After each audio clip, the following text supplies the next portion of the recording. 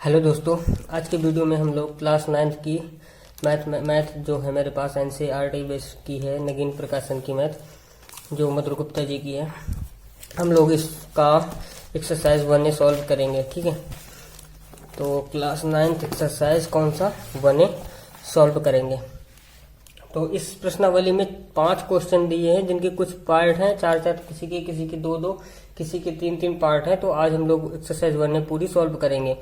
Video शुरू करने से पहले आप लोग वीडियो को लाइक कर दो और चैनल को सब्सक्राइब कर लो, क्योंकि बाद में आप लोग भूल जाते हो। ठीक है, और इससे क्लास 6 से क्लास 10 के बीच में सारे के सारे एक्सरसाइज जो भी क्लास बाई क्लास है मेरे प्लेलिस्ट में पड़े हैं, आप लोग जाकर वहां से वीडियो देख सकते हैं। तो चलिए शुरू करते हैं एक्सरसाइज 1A नगीन प्रकाशन क्लास 9th की मैथ। तो इसका क्वेश्चन नंबर 1 दिया है, बताइए कि निम्नांकित में कौन सी सत्य और असत्य है। ठीक है, तो पहला दिया है प्रत्येक पूर्ण संख्या परमेय होती है। यहाँ पे दिया है, पहला क्वेश्चन दिया है प्रत्येक पूर्ण संख्या परिमेय होती है। ठीक है, तो पूर्ण संख्या क्या होती है वो समझ लेते हैं पहले। पूर्ण संख्या मतलब होती है 0, 1, 2, 3 से लेके अनंत तक की संख्या क्या होती है, पूर्ण संख्या होती है। ठीक है, और पूर्ण संख्या हो गई, और प्रत्येक संख्या के बटे में 1 लिख सकते हैं हम लोग। अगर हम इन सब के बटे में 1 लिख देंगे तो ये परमेय संख्या मानी जाएगी। प्रत्येक पूर्ण संख्या परमेय होती है, ये बताना। अब ये जो पूर्ण संख्याएं होंगी सबके बटे में तो हम 1 लिख सकते हैं, तो अन्यथा ये क्या माना जाएगा, कथन सत्य माना जाएगा, है ना। देखते हैं इसका क्वेश्चन नंबर 2। क्वेश्चन नंबर 2 दिया है, कह रहा प्रत्येक परमेय संख्या पूर्णांक है, यानी कि प्रत्येक परमेय संख्या पूर्णांक है। ठीक है, मान लिया पूर्णांक है, लेकिन कैसे, पूर्णांक क्या होते हैं, पूर्णांक में माइनस वाली संख्याएं भी होती है, प्लस वाली संख्याएं भी होती हैं। तो 1/3 लिख दूंगा तब भी नहीं, तो इसको क्या बोलेंगे हम लोग, असत्य। ठीक है, तीसरा देखते हैं। तीसरा दिया है शून्य एक परमेय संख्या है। हाँ, यहाँ पे देखा था तो लिख देंगे इसका हाँ। चौथा देखो, ये भी सत्य था तीसरा। ठीक है, चौथा क्या है, प्रत्येक पूर्णांक परमेय होता है। पूर्णांक माइनस की और प्लस की सारी की सारी क्या मानी जाएंगी, परमेय, तो इसको लिख देंगे हम लोग सत्य। ठीक है, अब देखते हैं इसका क्वेश्चन नंबर 2। तो क्वेश्चन नंबर इसका 2 दिया है, ये दिया कह रहा निम्नांकित के मध्य एक परमेय संख्या ज्ञात कीजिए। पहला है इसका 3/7 और 5/14 के मध्य कितनी परमेय संख्या, 1 परमेय संख्या ज्ञात करनी है। तो इसके करने के काफी तरीके हैं, लेकिन मैं सिंपल मेथड बताऊंगा। क्लास 8 में आप लोगों ने एक सूत्र पढ़ा होगा, इसी का क्वेश्चन एक्सरसाइज लगभग वही 1I के समथिंग था। तो इसका एक सूत्र होता है 1/2 कोष्टक के अंदर पहली संख्या प्लस दूसरी संख्या। ठीक है, ये सूत्र होता है। तो इसी सूत्र के माध्यम से मैं इसको सॉल्व करेंगे। तो यहाँ पे दिया है 3/7 प्लस 1/2 लिख दिया, कोष्टक लगा दो सूत्र के हिसाब से। 3/7 यानी कि ये पहली संख्या, प्लस लगा दिया। दूसरी संख्या क्या है अपने पास, 5/14। अब ये भिन्न रूप में, पहले इसको सॉल्व कर लो, बाद में कोष्टक के बाहर निकाल लेंगे। 14 और 7 का एलसीएम लेंगे तो कितना आएगा भैया, ये आएगा 14। 7 से 14 में भाग लगाओगे 2 बार में जाएगा। ठीक है, लिख दिया। और 2 का गुणा 3 में करेंगे तो 2 3 6, प्लस का चिन्ह लगा दिया। 14 का भाग 14 में एक बार में, 1 का गुणा 5 में 5 आएगा। यहाँ पे 1/2। अब यहाँ पुस्तक का मतलब होता है गुणा, 6 5 का गुणा करेंगे तो 11 बन जाएगा, 6 5 जोड़ के, और नीचे 14, 11 कम 11, ऊपर गुणा, नीचे गुणा, बटे 14 दूनी 28। तो इसका आंसर हो गया 11/28। अब देखते हैं इसका दूसरा क्वेश्चन, क्वेश्चन नंबर 2 का दूसरा। ठीक है, दूसरा कह रहा है 2/5 और -1/3 के मध्य कितनी संख्या, 1 परमेय संख्या। ठीक है, देखो 2 परमेय संख्याओं के मध्य अनंत परमेय संख्या होती है। अगर यहाँ पे मैं जो आंसर निकालूंगा तो उसका आंसर अगर आपकी एनसीईआरटी बुक से मैच नहीं करेगा तो आप लोग ये मत समझ लेना कि मतलब सर गलत पढ़ा रहे हैं, तो ऐसा कुछ नहीं है। ठीक है, क्योंकि 2 परमेय संख्याओं के मध्य अनंत परमेय संख्या होती है। तो अनंत परमेय संख्या हुई तो भैया फिर अनंत आंसर भी तो निकलेगा। तो यहाँ पे दिया 2/5 और -1/3, तो इसको भी वही करो, 1/2 कोष्टक के अंदर 2/5 प्लस का चिन्ह लगा के -1/3, 1/2 5।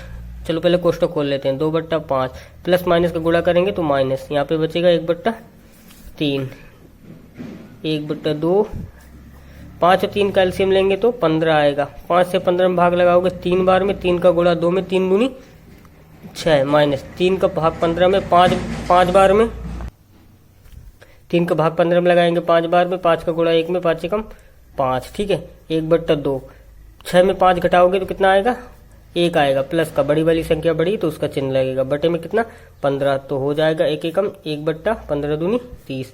इसका आंसर ये हुआ, ठीक है। अब देखते हैं दूसरे का तीसरा हम लोग यहाँ पे देखते हैं। तीसरा दिया है -1/3 और -1/2 के मध्य एक परिमेय संख्या, ठीक है। तो इसको भी लिख दो 1/2, कोष्टक के अंदर माइनस का 1/3 प्लस -1/2, 1/2 वैसे ही लिख दिया। और इसका पहले कोष्टक खोलते हैं, यहाँ पे होगा 1/3 प्लस माइनस का मल्टीप्लाई करेंगे तो -1/2, ठीक है। 1/2, 3 और 2 का एलसीएम लोगे तो 3 दूनी कितना हो जाएगा, 6 हो जाएगा। 3 से 6 में भाग लगाएंगे 2 बार में जाएगा, 2 का गुणा 1 में, माइनस का 2 है ना, क्योंकि माइनस लगाया, माइनस का साइन है दे दिया। 2 का भाग 6 में लगाना है, 3 बार में जाएगा, 3 का गुणा 1 में, 3 एकम 3, 1/2 वैसे ही लिख दिया। अब ये कोष्टक का मतलब गुणा, माइनस माइनस जोड़ के प्लस हो जाएंगे, चिन्ह माइनस का, ठीक है। बटे में 5, ऊपर ऊपर गुणा करना पड़ेगा, नीचे नीचे, तो 5 और 1 का गुणा होगा तो माइनस का 5, 6 दूनी 12, तो माइनस का 5/12, ये आंसर हुआ। अब देखते हैं इसका प्रश्न नंबर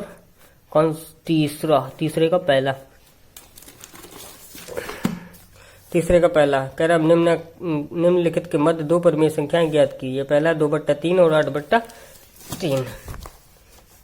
तो यहाँ पे कितनी संख्याएं ज्ञात करनी है, दो परिमेय संख्या, ठीक है। पहला दिया है 2/3 और 8/3 के मध्य 2 परिमेय संख्या, ठीक है। अब देखिए इस क्वेश्चन में ये जो हर है ना, इसका हर इसका हर दोनों का हर बराबर है, ठीक है। अगर बराबर नहीं होता तो हमें बराबर करना पड़ता, अब बराबर है तो कोई बात नहीं, जब आगे बराबर नहीं वाले सवाल आएंगे तो मैं आपको और अच्छे से बता दूंगा।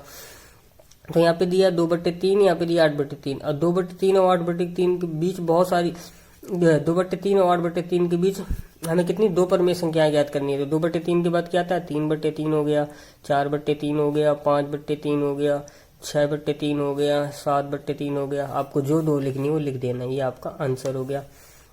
अब देखते हैं इसका दूसरा कह रहा 2/5 माइनस 2, नहीं ये क्वेश्चन गलत हो गया, सॉरी, इसका गलत क्वेश्चन उतार रहा था मैं। हाँ, यहाँ पे दिया माइनस का 1/2 और 2/7 के मध्य हमें कितनी संख्या, 2 परिमेय संख्या, ठीक है। तो अब इसका बिल्कुल सिंपल सोल्यूशन ये है कि आप लोग क्या करो, हर बराबर करना चाहो तो हर बराबर करो, लेकिन होगा कैसे, तो हर इसका बराबर करेंगे हम लोग,